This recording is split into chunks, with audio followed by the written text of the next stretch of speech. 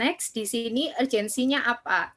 Yang pasti yang pertama, kita di dalam hidup pasti butuh uang. Jadi uang itu semacam bensinnya kalau kita mau jalan. Itu darahnya di dalam tubuh, katakanlah seperti itu.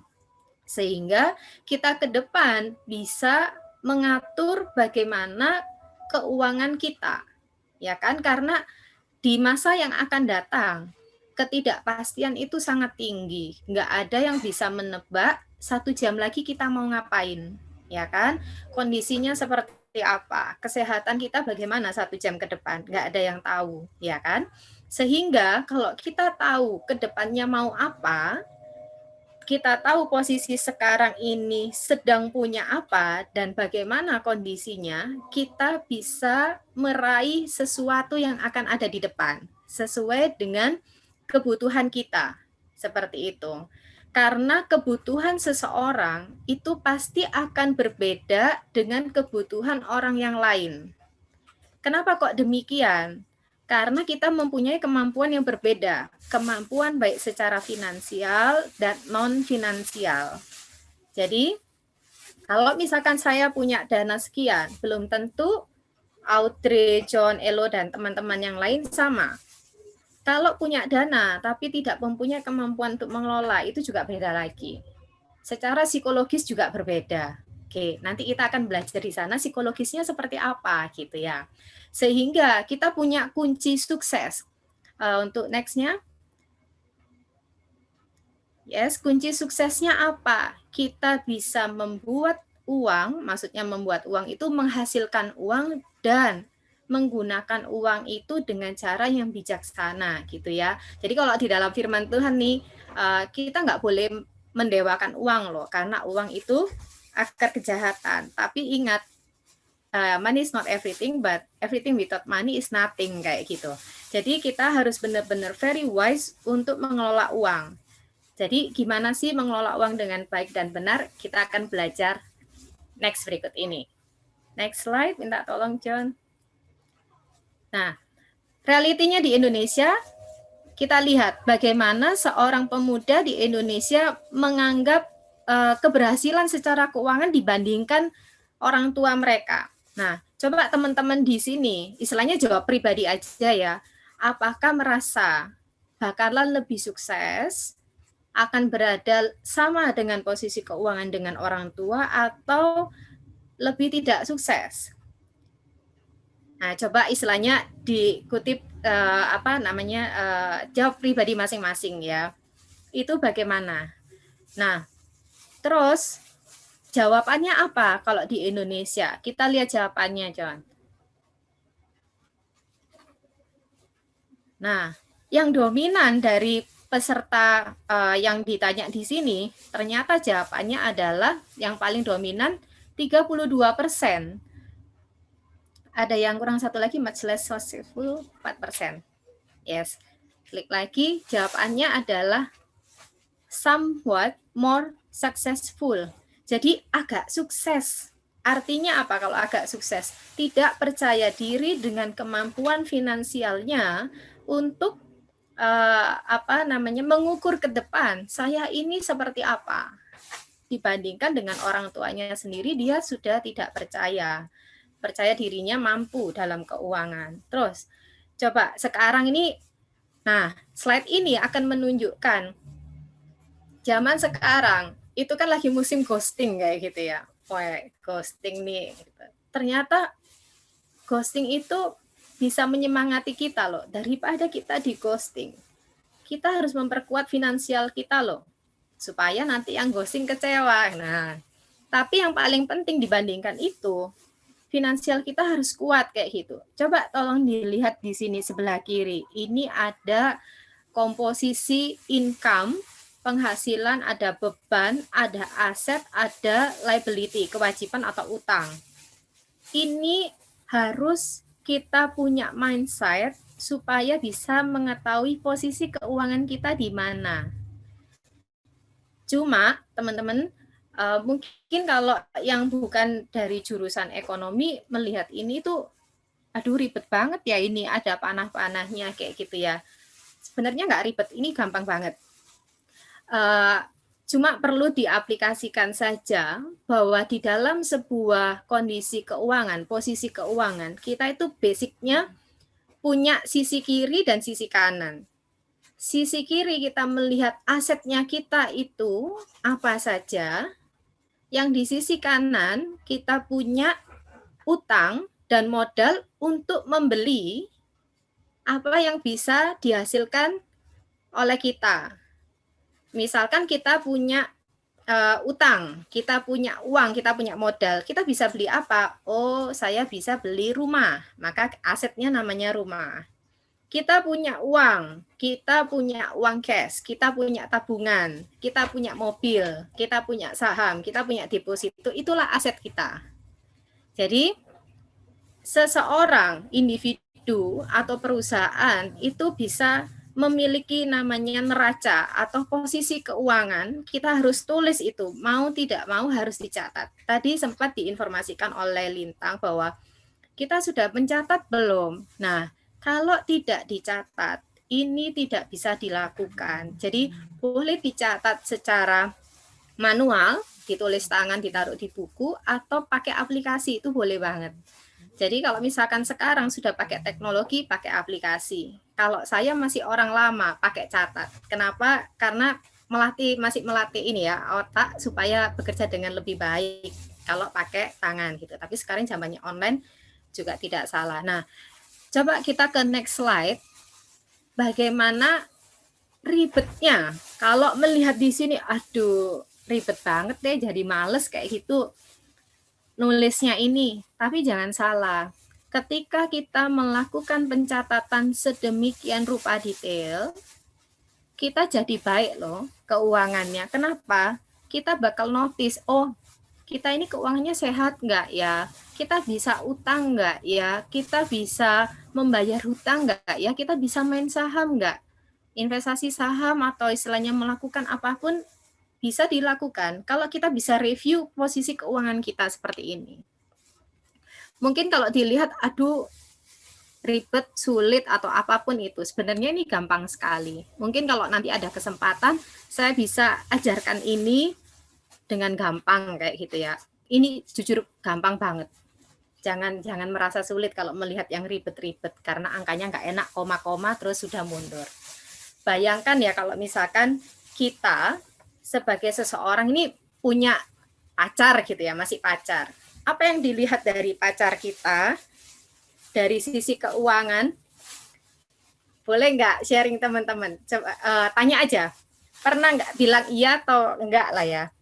Pernah nggak dari kalian melihat pacar kalian lihat asetnya?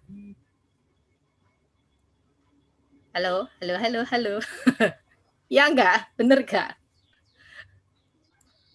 Ayo teman-teman, langsung on mic aja kalau kayak Lihat gini. etos kerjanya. Oh, ada yang lihat asetnya nggak? Jujur nggak? Maksudnya boleh jujur loh.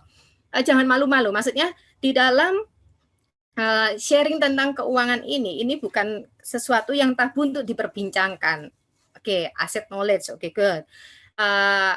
Saya sudah izin ke teman-teman dari GKI Kemang, mungkin kalau kita bicara tentang financial planning, mungkin bahasanya agak sedikit to the point kayak gitu. Nah, kenapa kok saya menginformasikan seperti itu dari sejak relationship pacaran itu, kenapa kok dilihat asetnya? Karena ternyata keuangan itu salah satu 3 besar penyebab perceraian di Indonesia, bahkan di dunia itu salah satu alasannya adalah keuangan. Jadi pada saat tidak menutup kemungkinan pada saat kita berpacaran pasti melihat aset dari lawan jenis kita. Nah, itu pasti mungkin teman-teman di sini, aduh ini pertanyaannya menonjok sekali di sini. Not worries, don't worries di situ ya, nggak apa-apa gitu. Tapi jangan lupa, ternyata selain melihat aset dari pasangan kita, kita harus melihat sisi kanannya. Pacarku punya utang berapa ya? Nah, jangan-jangan nanti kalau sudah menikah, waduh mateng aku. Ternyata utangnya banyak. Kan nggak mungkin. Aduh, karena utangmu banyak, goodbye ya, bye-bye gitu. Kita selesai di sini, kan nggak bisa begitu. Nah, itu yang harus kita tahu juga. penting untuk diketahui, jadi harus terbuka istilahnya, seperti itu. Itulah pentingnya pencatatan, salah satu pentingnya pencatatan di dalam pengelolaan keuangan. Oke, minta tolong next slide. Yes, pusing. Oke, jadi kenapa sih ke orang-orang itu di dunia, siapapun itu mau tua mau muda butuh perencanaan keuangan. Kenapa kita butuh itu? Satu, secara psikologis. Apakah di antara kita dari 21 peserta yang ada di sini merasa aman secara keuangan? Oh, aku baik-baik aja, Kak. Selama 7 turunan nanti hartaku aman. Tidak akan kekurangan suatu apapun kayak gitu. Jika demikian, oh, oke. Oke, sip. Jadi melihat dari psikologi kita cenderung yang terjadi adalah cemas secara finansial. Ya, karena cemas kita butuh perencanaan keuangan karena supaya baik ke depannya. Terus yang pertama tadi sering saya sebut adanya ketidakpastian. Ketidakpastian itu yang menimbulkan risiko. Jadi kalau risiko itu terjadi, kita bisa minimalkan kalau kita punya financial planning. Kalau kita tidak punya financial planning, kita nggak bisa meminimalkan risiko yang pastinya kita jadinya kayak, loh sudah kejadian nih, sudah jadi bubur. Nah, kalau kalian punya financial planning, kalian akan mempunyai strategi untuk keluar. Oh, sudah jadi bubur. Gimana kalau jadi bubur ayam? Gimana kalau jadi bubur Manado? Gimana ya caranya? Nah, itu ada di sini. Terus yang berikutnya, time value of money. Kita singkat namanya TVM. TVM di sini itu bisa menunjukkan bahwa uang nilainya berubah-ubah. Jadi kalau sekarang nih kita bisa beli satu mangkok bakso 10.000, jangan bakso deh gitu. Saya cek beberapa waktu lalu di Jakarta harganya sate 25.000, betul nggak ya 10 tusuk? Atau ada yang lebih murah dari 25.000? Sudah anggaplah benar lah ya. Karena mungkin takutnya nggak jawab chat. Oke, sip. Jadi kemarin saya sempat cek sate ayam 10 tusuk 25.000 di Surabaya. Sate ayam 10 tusuk besar-besar 12.000, enggak pakai nasi. Jauh ya bedanya kalau misalkan secara makanan. Oke. Coba nanti 1 tahun ke depan, apakah harga sate ayam di Jakarta tetap 25.000? Saya kira enggak. Pasti 25.000 mungkin jadinya separuh, dapat 5 ayam 1 tusuk, jadinya lebih mahal. Itulah yang disebut dengan time value of money. Kenapa terjadi demikian? Karena terjadi ketidakpastian itu tadi. Sehingga kita butuh apa? Financial literacy. Literasi keuangan, pengetahuan keuangan. Oke, next slide. Nah, ini loh kondisi perekonomian yang tidak pasti. Tingkat suku bunga, IHSG, harga emas, DP 0% dan DP motor 0% yang diberikan oleh pemerintah itu sebenarnya berbahaya sekali loh. Bank bisa kolaps. Toko dealer bisa kolaps juga. Kenapa? Ketika DP 0% itu menunjukkan bahwa nanti ke depan pokok hutangnya semakin besar. That's why tidak semua bank bisa memberikan utang KPR 0% kepada seseorang. Itu akan dicek. Syarat bank itu sehat dan orangnya juga sehat secara keuangan. Terus kemudian sampai pemerintah menerbitkan obligasi SR014, bunganya 5,45. Dulu obligasi tertinggi yang saya pernah punya tingkatnya adalah 7,45%. Jadi saya dapat bunga segede itu dulu 1 tahunnya. Tapi sekarang enggak dapat. Nah, terus dolar sekitar 14.400. Itu fluktuatif. Bayangkan kalau saya punya utang dolar, ketika utang dolarnya adalah 10 juta US dollar, 1 dolarnya 15.000. Wow, saya bisa shock kena jantung, bayarnya utangnya lebih tinggi. Nah, inflasinya 1,38%. Artinya begini, Ketika inflasi 1,38%, artinya harga naik terus-menerus sekitar 3,4% kalau dibulatkan.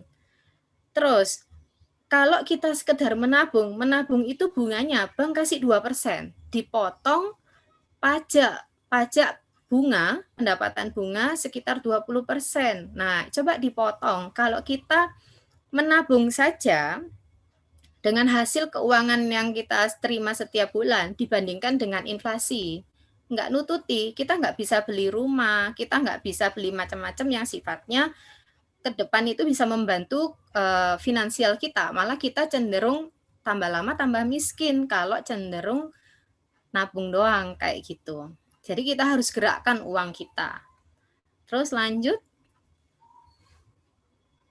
Nah, apa yang istilahnya mereka para pemuda atau para senior yang memberikan informasi pandangan yang salah tentang financial planning. Yang pertama, financial planning itu untuk orang kaya aja. Kalau sudah kaya, nggak perlu financial planning, malah ini kebalikannya. Terus, kadangkala financial planning itu dibuat lebih dari kemampuannya. Jadi misalkan gini, aku punya aset 1 miliar, tapi dia itu mengeluarkan spend bulanannya 2 kali lipat. Itu bisa berbahaya buat dia. Dia hutang bukan hutang produktif, tapi utangnya utang konsumtif. Dikasih kartu kredit tapi buat jajan doang. Terus nggak bisa bayar. Kondisinya nggak memungkinkan. Terus dia terlambat lagi. Sorry. Dia terlambat membuat financial planning. Sudah kolaps baru dia bikin financial planning. Itu berbahaya. Terus pengetahuan keuangannya tidak benar. Cuma ngikuti orang lain. Misalkan dari teman-teman di sini karena saya mengisi materi pada hari ini. Oke, tanya Kak Gesi punya aset apa aja? Aku ikut dong. Boleh nggak? Boleh aja. Tapi resiko dan keuntungan ditanggung penumpang. Artinya apa? Ketika kemampuannya tidak sesuai dengan apa yang saya miliki, itu bisa berbahaya untuk kalian. Misalkan ngikutin influencer. Banyak nih istilahnya masyarakat milenial yang mengikuti influencer. Salah nggak? Nggak salah ngikutin influencer. Yang salah adalah ketika membuat decision-nya. Kalau sekedar mengikuti, tidak menyesuaikan dengan kemampuan dan kebutuhannya, nah itu yang keliru. Terus, financial planning dibuat ketika butuh. No, meskipun dia belum membutuhkan atau darurat, dia tetap harus bikin financial planning. Terus financial planning ini tidak boleh diserahkan ke orang untuk dikelola. Misalkan gini, Kak Gesti, aku punya uang 1 miliar. Tolong dong Kak Gesti aturin 1 miliarku ini buat apa? Saya hanya bisa memberi saran, tidak bisa mengelola. Oke, misalkan, Audrey, nanti 1 miliarmu aku kasihkan ke sini, ke sini, ke sini, ke sini ya, tak olah ya, aku yang pegang. No, don't do that. Karena itu uangmu, berarti kalian harus yang mengelola sendiri. Saran boleh, tapi decision tetap di kalian. Jadi kenapa kok sekuritas, bank atau lainnya selalu mempunyai disclaimer. Jadi disclaimer itu pernyataan persetujuan bahwa resiko dan return ini diambil karena kemampuan dan istilahnya secara sadar setuju untuk melakukan hal itu. Jadi harus dilakukan disclaimer. Jadi biar nggak disalahkan nih yang mengatur mengelola keuangannya. Terus banyak yang berpikir financial planning ini cuma bicara tentang investasi. Bukan. Financial planning ini banyak dan besar sekali. Yuk kita lanjut ke slide berikutnya karena terbatas waktu ya. Ini saya kalau boleh tanya 5:30 untuk sesi 1, betul?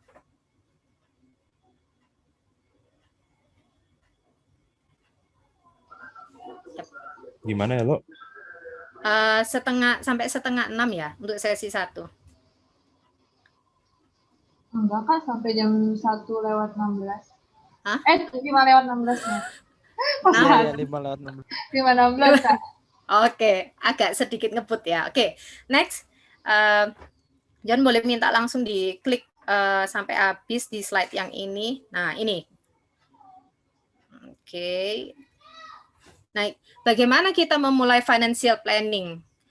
Yang pertama, kita harus paham bahwa nggak ada loh yang peduli sama keuanganmu. Cuma dirimu sendiri aja dan orang tua. Bahkan kadangkala orang tua itu melepas karena sudah percaya kepada kalian, udah gede, kamu yang ngurusin gitu loh. Jadi kalian yang harus tahu kondisimu seperti apa. Yang pertama, 1, nggak boleh panik, nggak boleh cemas. Meskipun kita punya kecemasan itu, kita harus kelola dengan benar. Kenapa? Karena ketika kita merasa bahwa, aduh kemampuan keuanganku secara pengetahuan lemah, ya sudah tinggal dicari aja, kayak gitu. Jangan lama-lama berkecimpung di dunia kecemasan, itu nggak bagus. Jadi harus berubah. Terus yang kedua, lakukan sekarang. Waktu itu nggak banyak, waktu itu nggak bisa dibeli kembali, nggak bisa dinegosiasi, aku mau balik ya ke masa lalu, nggak bisa. Jadi lakukan sekarang, diputuskan dengan cepat. Jangan sampai menunggu sesuatu, misalkan, Kak, aku mau investasi saham, nunggu ya Kak, kalau kondisinya sudah bagus, sekarang saham lagi nggak baik, salah. Ketika saham itu turun, IHSG turun, kamu harusnya masuk. Tapi ketika harga itu beranjak naik, kalau kamu masuk di situ, kamu masuk di harga yang mahal, salah. Nanti pas waktunya jual, dia sudah drop. Nah, that's why kapan harus start financial planning secepatnya. Saat ini juga, seperti itu. Terus kita mau pergi kemana nih? Kita harus tahu financial position kita. Dari yang saya info sebelumnya di laporan neraca. Kita harus buat itu. Mau nggak mau kita harus punya itu. Bikin itu. Asetnya apa, punya utang apa enggak, terus kita punya modal berapa. Kita harus catat. Terus kita harus putuskan. Kita ini mau kemana? Kita mau apa? Tujuannya misalkan gini, oke, 1 tahun lagi Elo mau beli rumah. Harganya sekian. Terus habis itu bisa nggak saya menghasilkan uang segitu? Misalkan harga rumahnya 1M. Oh, terlalu murah ya 1M sekarang. Misalkan harganya 5M. Dicicil pakai KPR, sekian persen. Berapa bunganya? Nah, itu harus dicek. Digambar, istilahnya dicatat. Sehingga di langkah kelima, kita bisa memilih langkah-langkahnya bagaimana. Jadi kita harus, oh ternyata yang cocok dengan kondisi aku, banknya yang bisa saya pilih bukan Bank Mandiri, tapi Bank BCA, karena KPR-nya lebih murah. Bunganya yang mana? Oh ternyata KPR itu jenisnya banyak ya, ada tipe A, tipe B, tipe C, tipe D. Yang cocok sama aku yang tipe D. Terus berapa bunga dan cicilan yang bisa diatur? Oh dengan gajinya segini, aku bisa mengatur memberikan pembayaran cicilan 1 juta selama berapa tahun? 50 tahun aku baru lunas KPR-nya. Bisa seperti itu. Itu nomor 5. Jadi, itu cara memulai financial planning. Next. Ini adalah langkah-langkahnya. Jadi, pahami dulu profil pribadi kita seperti apa. Apakah kita orang yang suka resiko atau orang yang tidak suka resiko?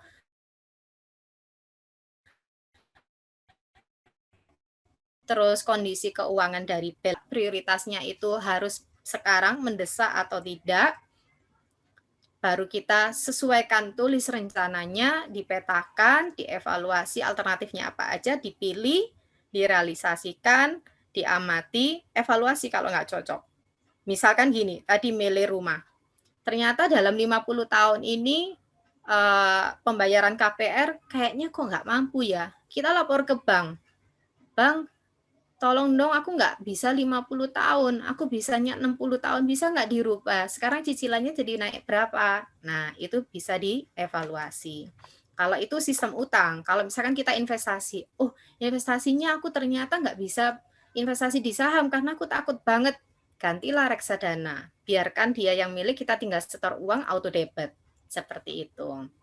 Terus next, gimana cara ketika kita sudah buat financial planningnya bertahan dengan baik. 1, keep in track. Jadi kita cek dulu bahwa kita melakukan sesuai dengan rencana yang tadi. Terus kalau sudah kita melakukan sesuai rencana yang kita buat tadi, kita harus strict. Gak boleh, aduh cheating ya. Aku harusnya investasi setiap bulan harus menyisihkan uang 100.000. Karena aku hari ini mau cek Shopee, ganti dong 50.000, don't do that, nanti mengganggu jadi berbahaya. Kalau cheatingnya adalah berubah menjadi lebih besar, menjadi 150, itu enggak apa-apa. Tapi kalau kurang itu berbahaya, goalnya nanti bisa nggak tercapai sesuai deadline-nya. Terus langkah yang ketiga, update dan adjust. Jadi misalkan tadi saya bilang, oh kemampuanku bertambah. Jadi pertama 100, kita sisihkan 150, boleh. Tapi ketika kita berkurang kemampuannya, 100 jadinya 50, maka kita harus adjust. Bisa nggak akun yang lain di stop? Jadi misalkan gini, oh kayaknya aku mulai boros deh, aku harus nggak boleh boros untuk misalkan bayar listrik, harus dikurangi. Itu yang di-adjust supaya kita tetap bayar 100.000. Misalkan itu masih sulit, kita harus discuss sama expert. Terserah siapapun, tapi yang satu dia harus paham keuangan. Bisa discuss sama orang tua yang pengalaman, atau discuss dengan dosen, atau siapapun yang istilahnya boleh didiscuss. Misalkan kalau sudah pegang sekuritas, kita masuk di sana, tanya marketingnya, dia pasti welcome. Cuma harus hati-hati karena dia marketing perusahaan tersebut, harus dipilah-pilah mana yang baik, mana yang kurang baik, dan kurang sesuai dengan kita, itu harus dicek gitu ya. Yuk, selanjutnya.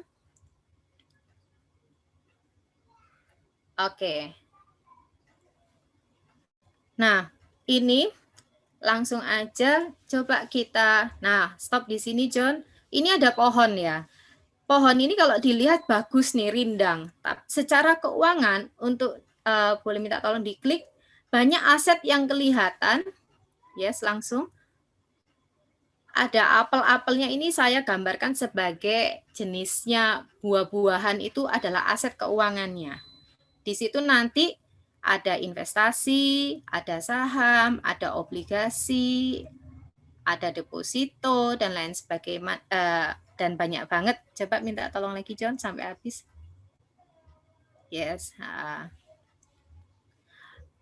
Ini kebanyakan ini ya. Sorry. Oke.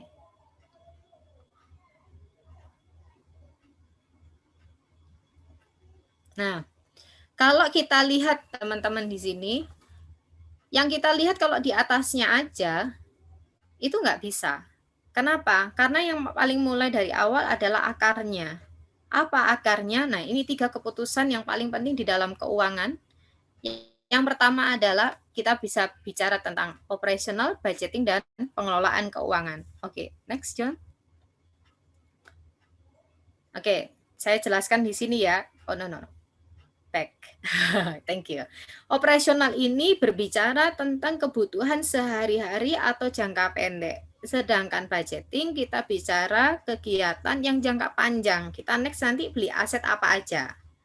Kalau operasional, day-to-day operasional, bayar listrik, bayar dan lain sebagainya yang sifatnya jangka pendek. Sehingga kita perlu pengelolaan keuangan dengan baik dan benar. Maksudnya dari gambar ini adalah kita sebagai seseorang tidak boleh semata-mata melihat, oh propertinya banyak ya, emasnya banyak ya, saving depositnya banyak ya, enggak. Tapi lihat semuanya dari bawah. Bawah ini ada apa aja? Nah, next slide. Apa yang harus diperhatikan untuk merencanakan keuangan adalah yang pertama, 1, emergency fund, dana darurat. Yang kedua, protection. Yang ketiga, investasi. Yang keempat adalah perencanaan pensiun dan estate planning, warisan. Kak, kenapa kok kita masih muda ini harus mikirkan 5 hal ini? Karena kita nggak bisa lepas dari ini. Nggak ada yang tahu besok meninggal, kapanpun nggak ada yang tahu. Apakah orang tua kita mempunyai warisan atau tidak punya warisan, punya dana emergensi atau enggak, ini tidak ada yang tahu. Keamanan keuangan di sini kita punya 2. Kalau kita punya emergency fund, kita punya asuransi, kita merasa lebih aman. Kalau kita punya dana lebih, kita bisa melakukan investasi. Kita bisa start retirement planning kita. Pensiunnya kita nanti gimana? Bayangkan dari kalian di sini, mungkin, aduh Kak, kita tua loh, masih 50 tahun lagi untuk usia pensiun. No, kita harus mulai dari sekarang memikirkan itu. Kita sekarang kerja apa, di pekerjaan itu ada nggak BPJS untuk pensiun nanti, kalau enggak kita bisa asuransi jiwa dan lain sebagainya, sehingga nanti waktu kita meninggal, kita ada asset planning, warisan kepada anak cucu kita. Jadi pendistribusian atau melestarikan kekayaan yang kita punya. Jadi misalkan saya punya aset emas, Oke, nanti saya kasih anak saya yang sini kasih sekian kilo, yang ini sekian kilo. Nah, seperti itu. Tapi kalau nggak punya pun ya sudah, nggak punya warisan. Tapi kalau orang tuanya belum meninggal sudah memberikan aset, itu namanya hibah. Itu yang disebut dengan 5 akar utama dalam financial planning. Yuk kita bahas satu-satu. Karena kita terbatas waktu, mungkin saya ngomongnya agak ngebut. Nanti pertanyaannya dikumpulkan ya. Langsung tanya boleh nanti. Yang pertama, emergency fund atau dana darurat. Dana darurat itu butuh untuk apa aja? Tiba-tiba mobilnya rusak, tiba-tiba saat pandemi ini kehilangan pekerjaan, tiba-tiba rumahnya rusak kena banjir, terus tiba-tiba sakit. Kalau misalkan kita mempunyai dana darurat, kita akan lebih tenang. Ya, karena apa? Pikiran ini sumber kesehatan juga. Kalau kita tidak tenang, kita sering cemas, datanglah namanya penyakit, ya. Bagaimana caranya membuat dana darurat ini? Kita harus menyisihkan uang. Kalau misalkan susah menyisihkan uang, kita menyisahkan uang. Jadi menyisihkan dan menyisahkan uang itu hal yang berbeda, ya. Terus kemudian emergency fund ini sifatnya adalah short term. Jangan sekali-sekali diambil dananya kalau memang nggak butuh. Tapi kalau misalkan kita butuh, langsung diambil uangnya. Itu that's why dia bilang kita bilang break the glass if emergency. Next, berapa sih jumlah uang yang istilahnya dibutuhkan untuk emergency fund? Rata-rata teman-teman di sini banyak yang lajang tanpa tanggungan. Tapi ada yang lajang menanggung orang tua kayak gitu ya. Kita lihat aja jumlahnya. Jika dia per individu lajang, minimal 3 sampai 6 kali kita punya dana atau harus punya uang kali apa pengeluaran bulanan. Jadi misalkan kalau pengeluaran bulanan kita adalah misal 5 juta, maka minimal kita harus punya 15 juta sampai 30 juta untuk emergency fund yang bisa dicadangkan di tabungan di rekening kita. Jangan taruh itu di bawah bantal. Kenapa? Karena kita kehilangan kesempatan buat mendapatkan bunga tabungan. Sedangkan kalau menikah tanpa anak, keluarga kecil, keluarga besar, tinggal dikalikan aja berapa jumlah minimalnya, ya. Ini penting banget. Jadi 3 sampai 6 kali itu menunjukkan berapa lama kita berada di dalam ketidakpastian itu, sekitar 3 bulan sampai 6 bulan. Memungkinkan itu dan multiple dari orang yang ditanggung. Itu adalah emergency fund. Jadi setidaknya kita punya dana itu. Terus selanjutnya tentang asuransi. Asuransi tentang proteksi, mengelola resiko. Resiko itu pasti ada. Terus apa yang terjadi? Istilahnya kita saat ini hidup gitu ya, masih sehat. Bagaimana kalau tiba-tiba kita kena serangan jantung, tiba-tiba kena kanker, tiba-tiba kena stroke, tiba-tiba kecelakaan? Tidak ada yang tahu. Sehingga kita menamakan itu jaga-jaga proteksi, apapun yang akan terjadi, kita harus siap. Kalau istilahnya sesuatu yang baik, pasti senang nggak? Ya, nggak perlu direncanakan sesuatu yang baik, itu pasti kita ingin. Tapi yang direncanakan kita harus hati-hati adalah ketika terjadi yang jelek. Apa saja sih strateginya untuk mempunyai pengelolaan resiko yang baik? Kita lihat di sini untuk next slide. Kita lihat kerugiannya, kita lihat frekuensinya terjadinya seberapa besar. Kalau misalkan gini, kerugian secara finansial besar, frekuensinya terjadinya tinggi. Misalkan gini, kita itu nggak bisa berenang. Kita harus beli rumah tanpa kolam renang. Jadi kita menghindari risiko. Penyebab kerugiannya apa? Terus misalkan kerugian finansialnya besar, frekuensinya rendah. Misalkan gini, oh kita sakit. Masa iya setiap hari sakit? Enggak. Masa iya kita istilahnya tiba-tiba kecelakaan? Kan enggak. Tapi kalau sekali terjadi kerugian finansialnya besar, apa yang kita lakukan? Kita harus punya asuransi. Setidaknya kita punya BPJS. Terus kemudian untuk yang sisi kanan, kerugiannya kecil, tapi sering terjadi. Misalkan pulpennya hilang. Ini contoh aset yang kecil yang istilahnya pulpen hilang ya. Maka kita harus apa? ya harus menerima bahwa kerugian akan ditanggung pemilik. Terus yang berikutnya kerugiannya kecil, frekuensinya kecil, jarang terjadi. Contohnya perawatan kendaraan. Kalau ingat dirawat, kalau nggak ingat nggak dirawat. Nah, kendalinya dengan apa? Pencegahan. Tapi pencegahan kadang-kadang itu tidak pernah kita lakukan. Males Kak merawat kendaraan seperti itu. Tapi ternyata ketika kendaraannya rusak, wah minimal 1 juta, ganti oli, ganti ban, dan lain sebagainya. Terus, selanjutnya, yang penting di sini, ini oke. Yang investment. Next slide. Yes. Di sini investasi. Ini gongnya, istilahnya yang membuat uang itu bekerja dengan luar biasa apa? Investasi. Jadi investasi di sini tujuannya adalah mengembangkan atau menumbuhkan uang kita dengan baik dan benar itu seperti apa? Ini yang disebut dengan investasi. Jadi kalau misalkan di Amerika Serikat itu kenapa sih orang yang tua-tua itu sering jalan-jalan ke Bali? Karena mereka memperkerjakan asetnya, orangnya santai-santai. Kalau di Indonesia kebalik. Orangnya bekerja keras, asetnya tidur-tiduran. That's why pada saat kita pensiun, kebingungan nih masyarakat Indonesia. Cenderung susah kalau pensiun. Kalau orang luar boleh-boleh enggak, asetnya yang disuruh bekerja, orangnya tenang-tenang aja. Nah, investasi ini bisa menumbuhkan uang kita, bisa mempersiapkan pensiun. Kalau misalkan ada event yang tidak terprediksi, kita bisa siap, tinggal cairkan investasi kita punya tujuan keuangan yang baik, kita dapat keuntungan. Yang perlu diperhatikan di sini adalah risk and return. Jadi, risiko semakin tinggi, maka returnnya juga akan semakin tinggi.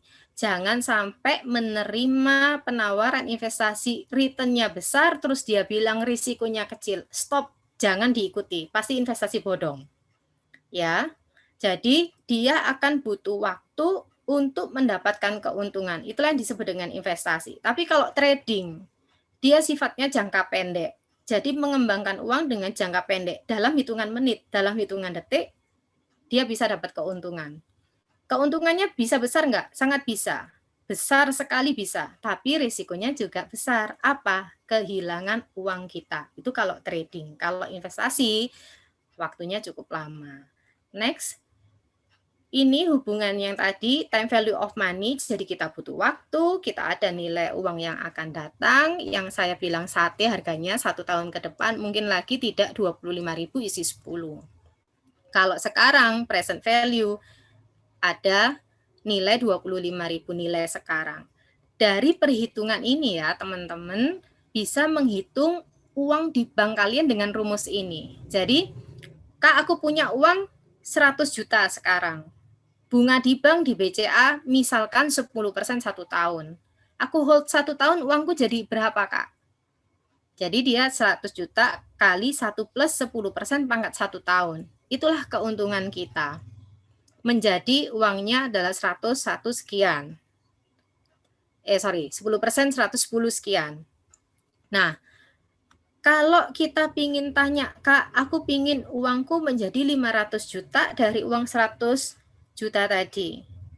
Berapa bunga yang harus aku punya supaya 1 tahun jadi 500 juta? Oh, tinggal dihitung aja tadi. Tinggal milih bank mana yang bisa menyediakan tingkat suku bunga sesuai harapan ketika kita ngasih 100, 1 tahun lagi jadi 500 juta. Ini loh yang paling penting dalam konsep keuangan kita adalah time value of money. Ya. Next. Ini bedanya menabung sama investasi. Jadi kalau menabung ini cenderung kalau seperti kita menyimpan uang di toples. Uangnya nggak ada tambah-tambahan lagi, ya itulah uangnya kita. Tapi kalau kita berinvestasi, uangnya bertumbuh. Ini pura-puranya jadi tanaman ya, permisalan doang gambarnya. Tapi secara real, uang kita bertambah banyak. Kayak pohon, kalau kita istilahnya duduk-duduk tenang di pohon, enak ya, dingin ya. Oh ya, kenapa? Karena dulu ada orang yang menanam. Itulah yang disebut dengan investasi. Dia jangka panjang, keuntungannya tinggi, Jika sampai keuntungannya sangat tinggi sekali, pasti diiringi dengan risiko yang tinggi, yaitu adalah uangnya bisa hilang karena apa? Fluktuasi. Fluktuasi itu nilai uang naik turun, itulah yang disebut dengan risiko. Sehingga kalau dia naik turunnya tinggi, fluktuatif, risiko tinggi, maka keuntungan tinggi, high profit value. Sedangkan saving hanya dibutuhkan untuk jangka pendek, just money parking, cuma nitip duit doang taruh di situ. Sifatnya adalah low risk, low profit. Hanya tackle your debt. Biasanya saving fungsinya untuk itu dan kepentingan untuk sehari-hari. Kalau diambil untuk kepentingan sehari-hari, tabungan kita habis. Bunganya hanya 2%. Jadi nggak tambah kaya, tambah miskin dengan menabung. Next, aset investasi apa aja? Di sini ada banyak. Jadi ada real asset, ada financial asset. Kalau aset real, itu sifatnya bisa dilihat secara mata, secara tangible. Bisa properti, bisa emas, bisa logam yang lain, bisa bisnis, tapi kalau yang istilahnya pada umumnya orang punya bisnis, orang punya UMKM, itu tujuannya adalah untuk punya real asset. Tapi kalau mau lebih kece lagi, duitnya lebih banyak, bisa beli logam, bisa beli emas, bisa beli properti. Contohnya di sini Pegadaian. Saya masuk di Pegadaian bukan karena ingin menggadaikan emas atau menggadaikan barang, tapi saya beli emas. Jadi saya tinggal nyetor, misalkan saya nyetor 1 juta, 1 gramnya sekian sekarang. Langsung di account saya langsung muncul. Dengan saya nyetor 1 juta langsung dapat sekian 0, sekian gram. Nah, itu di Pegadaian. Beli emas di Pegadaian pun murah. Jadi kalau misalkan teman-teman nih mau beli emas, jauh lebih murah di Pegadaian daripada di toko emas. Bisa dicek.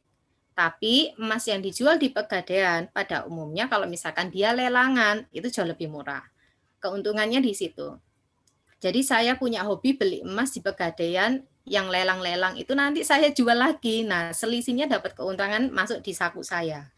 Kalau misalkan nambah uang untuk masuk di aplikasi Pegadaian tinggal beli emas ya disesuaikan. Emas paling murah di tanggal berapa nanti tinggal dijual di harga yang paling tinggi. Sedangkan aset keuangan yang sifatnya intangible, istilahnya lebih kasat mata dibandingkan real asset. Kita punya falas, kita punya saham, kita punya obligasi, emas yang sifatnya adalah bukan fisik, pakai trading gitu ya, produk derivatif, terus kita punya mutual fund, reksadana, kita punya asuransi atau peer-to-peer lending, deposit, dan lain sebagainya. Dari angka 6 ke angka 1 di golongan financial asset, itu urutan risikonya. Dari nomor 6 itu risiko paling rendah, deposito bunganya paling kecil sendiri keuntungannya, dibandingkan nomor 1, forex. Kalau kita main, wah keuntungannya langsung boom. Karena dikonversi kenaikannya dengan mata uang. Jadi kalau $1 kita punya 15 menjadi 15.000, 16.000, langsung kalian makan besar kayak gitu ya, dapat uang yang banyak. Next, berikutnya. Nah, misalkan gini ada pertanyaan, Kak aku nggak punya uang nih, tapi ingin investasi. Oh gampang, investasi itu nggak harus melulu start dengan jumlah uang yang besar. Dengan 100.000 aja kalian bisa investasi loh. Produknya nanti bisa tanya ke saya atau dari teman-teman di sini tadi sudah ada yang bilang, Kak aku investasi di saham startnya sekian kayak gitu. Oh dengan 100.000 bisa ya? Oh bisa banget. Bahkan istilahnya gini, Kak aku mau main saham, investasi di saham dengan uang 100.000 bisa? Oh bisa. Tinggal kalian masuk di sekolah pasar modal, punyanya Bursa Efek, nanti daftar di sana, mereka akan kerjasama dengan salah satu sekuritas, itu dialihkan 100.000-mu buat buka account, dapat ilmu gratis bersama sekuritas tadi. Bursa Efek memberikan informasi seperti itu di websitenya. Coba dicek, masih available enggak untuk jadwal seminarnya, seperti itu. Misalkan gini, yang murah apa Kak di sini? Kalau misalkan obligasi pemerintah start 1 juta. Dari salah satu teman kalian ada yang sudah ikut. Saya juga ikut. Itu murah 1 juta. Kalau misalkan obligasinya bukan pemerintah, itu lebih mahal lagi. 1 lembarnya harganya 1 miliar, tapi keuntungannya lebih besar lagi. Bagaimana kalau saham? Kok saham ada di dalam resiko yang sedang mengarah ke tinggi? Iya, karena resikonya yang dinilai. Kalau harga sahamnya ada yang Rp50 loh. Saya koleksi saham Rp50. Itu kabak. Saya beli kabak Rp50, minimal beli saham adalah 1 lot 100 lembar. Dulu waktu saya sekolah S1, satu lotnya 500 lembar. Tapi pemerintah sekarang boleh mengizinkan siapapun beli yang punya uang, baik yang masih SMP, SMA, itu masih belum 17 tahun, pakai akun nama papanya, tapi yang menggerakkan anaknya boleh sekali. Jadi start 100.000 tergantung sekuritasnya apa. Misalkan ini bukan promosi ya, saya pakai Bank Mandiri. Kalau misalkan saya bukan student, saya harus minimal 10 juta. Kalau student misalkan 3 juta boleh. Nah sekarang apakah ada perubahan kebijakan untuk start dana di di Mandiri Sekuritas? Ada yang Mina Padi 100.000, ada yang tadi Pintakus whatever itu sekuritas 100.000 juga. Banyak kok, banyak yang bisa dimulai seperti itu. Bahkan dulu Mandiri Sekuritas bekerja sama dengan salah satu universitas negeri di Surabaya, buka akunnya 50.000 saja untuk berinvestasi di saham. Terus lebih tinggi lagi, kontrak berjangka. Kontrak berjangka ini forex, option, binary option. Kalau ada yang tahu itu binary option itu dilarang ya sama pemerintah karena dia sudah dianggap judi. Jadi judi itu bukan aset keuangan yang diperjualbelikan. Itu hanya kegiatannya aja karena cenderung menebak-nebak seperti itu, bukan aset. Jadi judi, spekulasi, investasi adalah jenis kegiatan. Jadi kalau spekulasi karena dia sudah tidak memperhatikan informasi, apalagi judi, nggak peduli sama sekali, pokoknya nebak-nebak doang. Sedangkan investasi itu bukan judi ya teman-teman, karena kita pasti memperhatikan banyak hal untuk masuk di sana. Next slide. Oke, itu jenisnya investasi aset ketika mempunyai level tertentu. Jadi pada saat emergency fund, Kak, aku pada saat dana darurat boleh nggak mempunyai produk investasi? Oh, boleh, yang gampang aja. Misalkan deposito, misalkan emas, punya asuransi untuk proteksi, punya unit link, seperti itu, boleh. Lebih tinggi lagi dananya untuk akumulasi kekayaan. Supaya punya passive income dari investasi, misalkan dapat keuntungan ketika jual saham karena kita untung, kita punya obligasi, kita punya emas yang sifatnya bukan fisik. Nah, itu juga investasi. Emas fisik pun juga investasi, tapi risikonya lebih besar yang emas fisik. Emas non fisik. Terus pada saat retirement planning. Retirement planning biasanya orang tua kita mengandalkan passive income, uang pensiun, tapi itu nggak cukup karena waktu pensiun yang dikasih adalah uang gaji pokok, tunjangan lainnya nggak dikasih. Nah itu harus hati-hati, makanya sebelum pensiun kita harus punya investasi aset yang bisa digerakkan. Terus waktu estate planning, nah ini nih, apakah orang tua kita menyediakan sesuatu yang bisa diberikan kepada anaknya. Kalau sudah meninggal namanya warisan. Tapi kalau sebelum meninggal sudah diinformasikan, nah tak kasih sekarang ya, itu namanya hibah. Seperti itu. Oke, next slide. Kita bicara tentang retirement planning. Nah, ini nih. Meskipun kita masih muda, dengan usia yang seperti ini, retirement planning itu penting banget. Karena ini adalah masa ketika kita nggak bisa ngapa-ngapain loh. Terbatas fisik. Kemungkinan besar kita sudah lemah tubuh, nggak 100% lagi fit sama seperti dahulu kala. Banyak orang yang berharap bahwa kita punya masa pensiun yang enak, tapi ternyata realitinya dari 1 sampai 3 orang, cuma 1 tok yang bisa enak. Terus, kecenderungan mereka dominasinya adalah minta bantuan dari anak. Ya kalau anaknya mampu, kalau anaknya kurang mampu, malah menjadi beban. Ya kan? Terus 1 dari 4 orang dapat support keuangan. Entah dia menerima pensiunan dari kantornya, atau dapat dari anaknya, atau dapat dari orang lain. Nah, ini bahaya. Kenapa? Di Indonesia kecenderungannya adalah selama masa pensiun cenderung mengeluarkan biaya lebih banyak adalah hal yang biasa. Contohnya apa? Buat hidup butuh uang, buat kesehatan butuh uang. Terus habis itu uangnya habis sehingga butuh bantuan dari teman-teman. Jadi misalkan gini, pensiunan BUMN biasanya diterima besar di awal waktu pensiun. Jadi misalkan usia 58 tahun pensiun ya. Pada usia 58 langsung dikasih jebret, semua all in ya tak kasih. 1 tahun kemudian uangnya sudah habis, saudara-saudara. Pada umumnya begitu. Langsung bingung, mereka langsung mengalami financial shock. Uangnya habis. Nah, itu harus hati-hati karena plan-nya tidak betul, ya.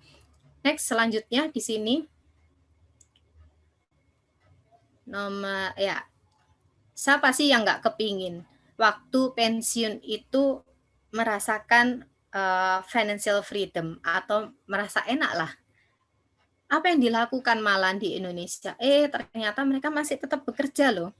Mulai bikin bisnis, jual-jual asetnya, cari support dari pemerintah, kasih pensiunan seperti itu, makan uang bunga tabungan, bunga deposito, melakukan investasi, menyewakan asetnya, malah ada yang kembali bekerja lagi. Bahkan yang lebih susah menjual asetnya, itu yang cenderung lebih berbahaya. Karena kita tidak tahu hidupnya berapa tahun lagi ya. Ya kalau kemudian setelah pensiun 1 tahun toh, nggak ada apa-apa 1 tahunnya. Kalau misalkan usianya panjang, oh Tuhan kasih sudah 70 ditambahi lagi. Kamu hidup lagi 25 tahun lagi ya. Nah 25 tahun lagi ini uangnya dari mana? Nah itu harus hati-hati ya. Terus berikutnya, kalau kita meninggal nanti, kita punya uang berapa? Itu kita ke estate planning, bisa dibagikan nggak ya dana kita? Bisa minta tolong next selanjutnya. Yes, thank you. Jadi gini, nggak ada orang yang tahu kita hidup berapa lama, dan kenapa keputusan estate planning itu warisan, perencanaan warisan penting. 1, kita memberikan sesuatu aset atau apapun itu kepada anak cucu kita. Kalau kita punya, jangan memberikan hutang, warisan hutang kepada anak cucu kita. Kasihan, meskipun pada umumnya hutang itu akan dihanguskan kalau orangnya meninggal. Jadi teman-teman untuk keluar aja, jangan sampai waktu ada keluarga kita yang meninggal, tolong Bapak Ibu yang mempunyai misalkan ada hutang kolega saya, nanti di saya ya bayarnya. Jangan menyebutkan itu, bahaya teman-teman.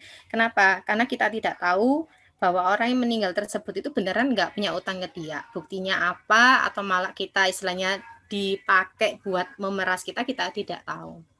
Pada umumnya bank atau tempat yang memberikan hutang kepada kita itu akan otomatis stop ketika orang bersangkutan, orang yang berhutang itu meninggal. Terus yang berikutnya adalah memperkuat hubungan keluarga dengan memberikan sesuatu itu. Tapi biasanya warisan ini cenderung diperebutkan kalau dia pengelolaan keuangannya nggak baik. Sehingga pada saat orang itu sedang kondisinya sehat, dia akan menulis surat warisan. Nanti setelah ini ya ada penulisan surat warisan. Oke. Terus kemudian dengan pemberian aset tadi, belum John. Yes. Jadi dengan pemberian warisan itu kita bisa membantu orang yang kita kasihi supaya bisa mengurangi biayanya mereka, mengurangi usahanya mereka biar tidak terlalu keras bekerja, bisa memberikan waktu yang terbaik buat mereka, terus kemudian memberikan warisan kepada keluarga atau organisasi. Itu haknya kita, mau siapapun, yang penting nanti dihadirkan notaris gitu ya. Selain di depan notaris, dalam keadaan sehat dan baik, kita memberikan warisan. Nah, di Indonesia nih, hukum waris itu bisa diselesaikan dengan secara adat, secara agama Islam kalau kita Muslim, dan secara Barat dengan pasal yang ada di situ. Nanti bisa dicek, tergantung dengan apa yang mau kita sharing. Karena beda banget, misalkan anak pertama lebih banyak dapat warisan, tapi ternyata ada konsep lagi yang harus dibagi rata, kayak gitu. Nah, itu nanti ada khusus pembahasannya. Lanjut, terakhir untuk di sesi 1, letter of last instruction. Jadi pada saat kita membuat surat warisan itu pada umumnya melibatkan 3 individu minimal. 1, orangnya yang sehat dan hidup yang menuliskan warisan itu tadi. Kalau bisa pada posisi hidup ya nulisnya, jangan posisi meninggal. Ini nanti orang lain, oh dia sudah meninggal, dia berpesan kepada saya gini. Kalau ada buktinya enak, tapi kalau nggak ada buktinya, oh jangan-jangan cuma ngomong doang nih orang nih, kayak gitu, nggak ada bukti yang kuat. Terus dia sakit atau kritis atau cacat, nah itu juga harus perlu pendamping. Itu 3 kondisinya. Siapa saja individunya, jadi yang boleh menjadi saksi perantara hukum, orang yang membuat warisan, dan dari keluarga. Terus habis itu saksi, kalau misalkan dia tidak dari pihak hukum, bisa tetangga atau kolega yang dipercaya. Jadi kenapa kok ada surat warisan ini? Karena dia ingin tahu nanti ke depan itu bagaimana ya asetku. What do I want people to know if something happen to me? Jadi misalkan kalau aku mati nanti aku akan memberikan asetku kepada si A, si B, si C. Nanti tolong dikelola ya. Terus aset itu nanti kalau sudah dikasihkan kepada orang lain boleh dijual, boleh diapain, terserah lu kayak gitu. Terus siapa yang dikasih, siapa aja boleh. Yang penting sesuai dengan apa yang dia kehendaki dan tidak dalam kondisi tidak sadar. Jadi harus sadar, tidak dalam tekanan dan paksaan. Terus misalkan kalau nanti aku dalam kondisi yang cacat atau sakit dan lain sebagainya, apa, siapa, dan apa, bagaimana harus aku lakukan nih supaya asetku itu baik-baik aja. Atau yang tadi terakhir ini asset planning as a gift, dikasih hadiah, ya sudahlah, tak kasihi. Tapi kalau penerima warisan biasanya umurnya belum 17 tahun, dia sistemnya akan sebagai trust. Jadi sampai dia cukup umur baru nanti dia boleh pegang sendiri atau diwakilkan di perantara notaris atau orang yang sifatnya berpengalaman dalam bidang keuangan. Jadi pakai bank, pakai pengacara, notaris, itu biasanya mereka yang handle itu. Jadi supaya uangnya tidak disalahgunakan oleh pihak-pihak yang bertidak kepentingan karena yang menerima aset adalah orang yang di bawah umur, di bawah 17 tahun. Nah, itu harus hati-hati banget kalau warisan. Tapi ingat, tidak semua orang tua bisa memberikan warisan kepada keturunannya. Sehingga kenapa muncul asuransi jiwa. Jadi kalau misalkan sampai ada hal-hal yang istilahnya terjadi, asuransi jiwa itu bisa diklaimkan. Jadi misalkan ada yang meninggal, diklaimkan, ya penerima warisan itulah yang menerima nilai dari asuransi jiwa tadi.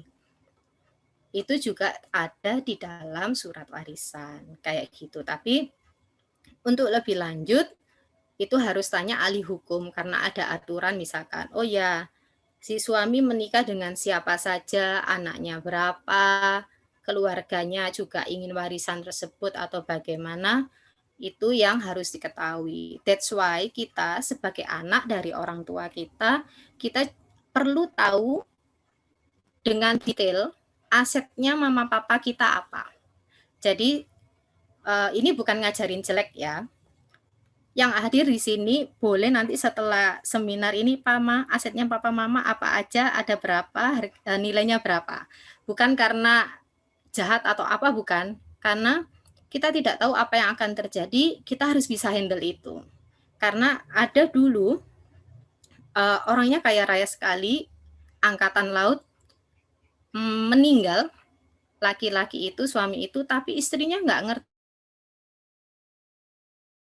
loh asetnya suami ini di mana aja, sampai bongkar kantor, meja kantor, dan lain sebagainya. Setelah 7 tahun suami meninggal, baru dia tahu detail semuanya asetnya di negara mana saja dia punya aset dari aset suaminya ini. Bayangkan setelah 7 tahun, baru tahu aset suaminya apa saja, di mana nilainya berapa, utangnya apa saja. Nah itu tidak boleh. Jadi sebagai anak, kolega, istri atau suami, kita harus sama-sama tahu detail keuangan kita berapa, tapi tanyanya harus dengan baik. Jangan, Pak, Ma, asetnya mama papa apa aja. Nah, itu harus dikonsepkan cara bicaranya, cara bertanyanya seperti apa, supaya nanti kalau ada apa-apa kita bisa handle dengan baik, memberikan saran dan komunikasi dengan baik. Nah, itu dari sesi 1 yang bisa saya kasih. Mohon maaf kalau istilahnya cepat karena terburu waktu gitu. Oke, John, thank you. Makasih Kak Gesti. Ampun. Banyak banget yang aku sebelumnya nggak tahu. Jadi kalau boleh aku ringkas teman-teman, jadi yang harus kita lakukan itu pertama-tama kita harus berani dulu nih nyatet keuangan kita. Kita harus berani menghadapi kenyataan kalau selama ini kita mengeluarkan duit begini gitu kan. Nah dari situ kita bisa berani dan mulai ngerencanain baiknya gimana sih ke depannya supaya menguntungkan juga buat kita di masa depan. Nah, habis itu financial planning ini untuk meminimalisir resiko yang ada di depan. Makanya dilakuinnya dari sekarang, bukan nanti ketika udah ada trouble apa gitu kan. Jadi untuk mempersiapkan diri. Habis itu penting banget buat punya fondasi-fondasi kayak emergency fund, terus protection, terus baru nanti kita ke investment, terus ke mikirin dana pensiun dan juga warisan gitu. Nah, habis itu ada juga yang namanya saham dan lain-lain yang mungkin teman-teman udah dengar. Jadi sekarang kita udah lebih kenal apa aja jenis-jenis instrumen investasi dan teman-teman bisa nge-profile sendiri nih yang mana yang kira-kira paling cocok sama risk profile teman-teman. Terus terakhir juga aku baru banget belajar tentang estate planning karena kayak ya seperti yang Kak Gesti bilang kayak rasanya masih jauh banget, kayak bahkan dana pensiun menurut aku masih jauh, apalagi yang kayak untuk generasi selanjutnya. Jadi kayak itu informasi baru sekali sih. Buat teman-teman yang udah ada kepikiran pertanyaan, boleh di link yang aku share tadi ya. Nah sekarang buat yang otaknya udah panas, jangan dilupain dulu yang tadi udah didengar, kita mau main game. Nah gimana nih gamenya? Jadi kita bakal menjawab pertanyaan-pertanyaan yang berhubungan dengan sesi sebelumnya tadi. Boleh di-share Kakak Audrey atau Bang John?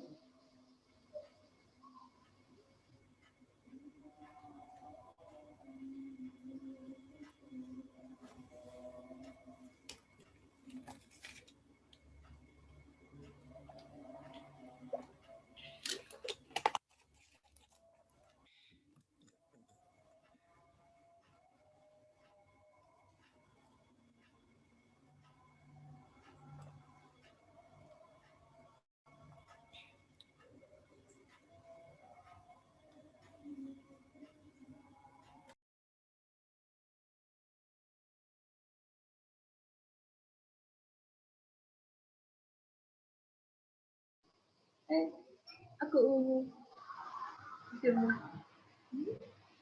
ada. Nah, linknya udah dibagiin di kolom chat ya teman-teman. Langsung aja.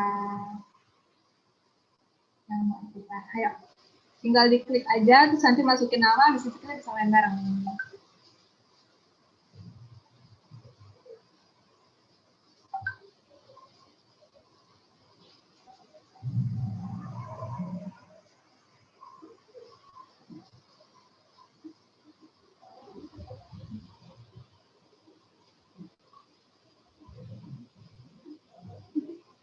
Teman-teman yang pada bisa on cam boleh on cam ya. Tapi kalau enggak juga nggak apa-apa sih, soalnya cuacanya lagi nggak bagus sih. Kayak di aku lagi hujan deras banget, di Kagesti juga tadi katanya.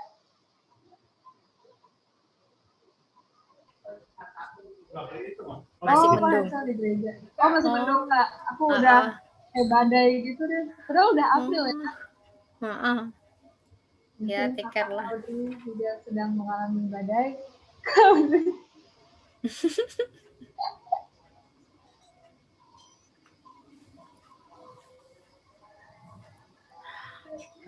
Oke. Ayo pada join yuk, belum join semua nih kayaknya. Itu kan gambar-gambar karakter kalian tuh. Ada yang naga, ada yang alien, ada yang pisang. Apa tuh pisang? Nah, pisangnya cabut. Yang bener banyak dapat jackpot. Dapat BBCA dari Kak Gesti. Mau dong. Dapat saham satu lot dari BCA. Saham BCA. Serius? Enggak, John, Atau bercanda. Itu penghiburan, John, penghiburan. Itu berat banget, Kak. Sekali beli langsung menguras. Langsung susah hidupnya gitu. Jadi teman-teman di sini partisipannya, pemain sahamnya banyak nggak? Tuh ditanya tuh. Iya, Ayo. ada diam-diam. Beberapa aja. aku tahu kayaknya ada deh beberapa. Oh, Gian. Kira-kira berapa persen tuh, John? Aku nggak bisa lihat ini full ininya orang teman-teman. Oh, ini kali dia belum berani, Kak. Dikit kayaknya nggak Oh. nyampe. Paling Ayo Li, 20%. ikut Lydia. Iya, Kasih Kak. kalau aku ya dapat keuntungan dari saham, wah besok itu beli-beli langsung Lydia.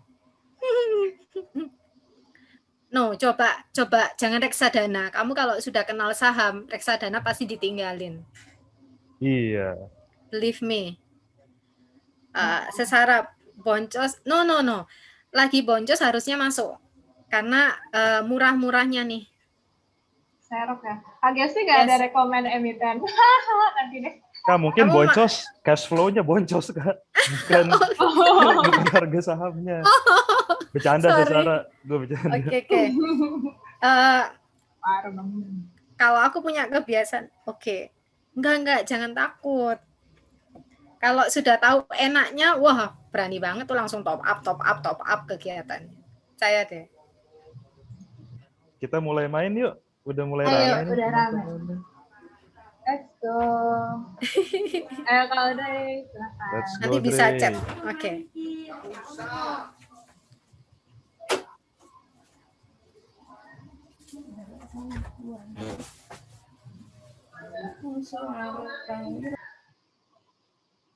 Apa kepanjangan dari TTM?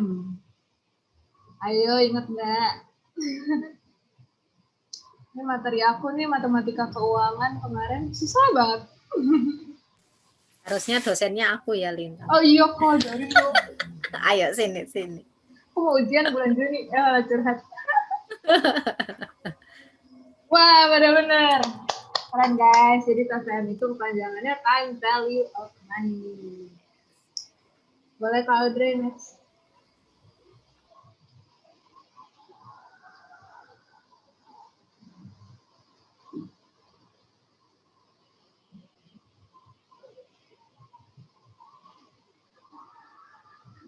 Nah, ayo. Ada nangkep nggak nih? Bisa bahasa Inggris nih? Ya, kenapa nggak bahasa Indonesia aja kita bikin deh? Nggak bisa bahasa Inggris. Salah. Oh my god, masih tipis banget guys. Mungkin boleh No. nanti ditanamkan lagi, dicamkan lagi ya. Jadi tabungan itu jangka pendek, teman-teman. Jadi kenapa jangka pendek? Dia bisa dicairkan sewaktu-waktu. Jadi kita ambil ATM bisa cepet nggak? Ya kan? Jadi langsung butuh uang, langsung ambil ATM dari tabungan kita. That's why dia sistemnya short term. Dan itu bukan short term investment, tapi memang jangka panjang, jangka pendek bukan untuk investasi, tapi untuk operasional. That's why uang tabungan kita bisa diambil sewaktu-waktu. Beda dengan deposito, dia punya term. Dia investasi. Kayak gitu. Jadi tabungan bukan kita investasi ya, tapi memang untuk day-to-day operasional. Kalau deposito kita nggak bisa ambil sewaktu-waktu kan, harus ada sesuai tenornya kayak gitu. Oke, next Lintang. Ya Lintang.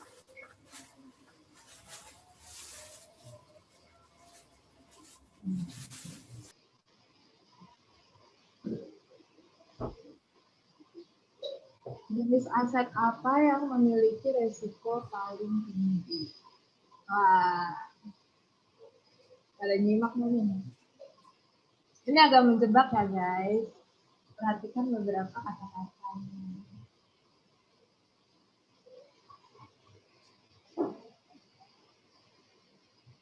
pada mikir.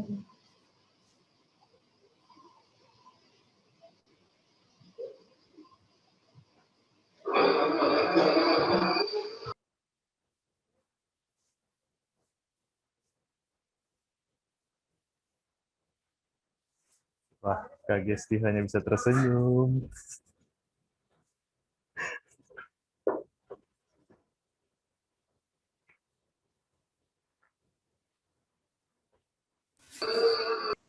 Nanti aku akan bahas jawaban-jawabannya ya. Boleh kalau gitu next dulu Kak Audrey. Oke.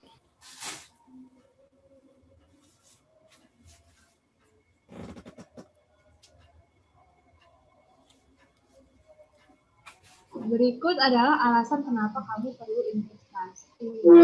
Kecuali bahasa Inggris lagi guys, smart.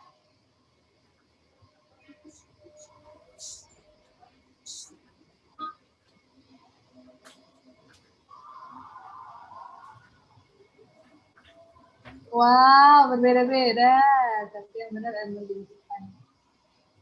Oke. Masih ada lagi nggak Kak Audrey?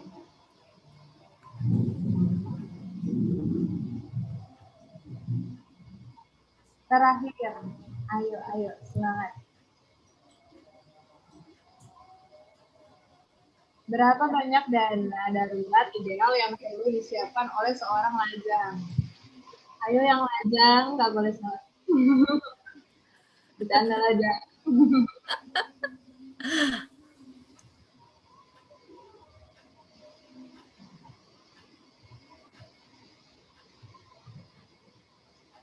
Pada benar. Oh my god.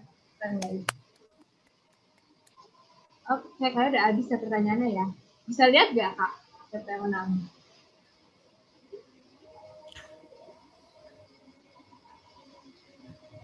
Wow, Kakak emang sejak poster ini dirilis udah ambis banget dia loh. Oh, kok handsome? Oh my god, tadi maaf ya Tata. Anda harus keluar di nomor 2. Selamat. Anda mendapatkan 1 lot page. Enggak, ini cuma guyonan doang. Oke. Oke deh, udah ya gitu aja ya guys. Makasih udah ikut gamesnya.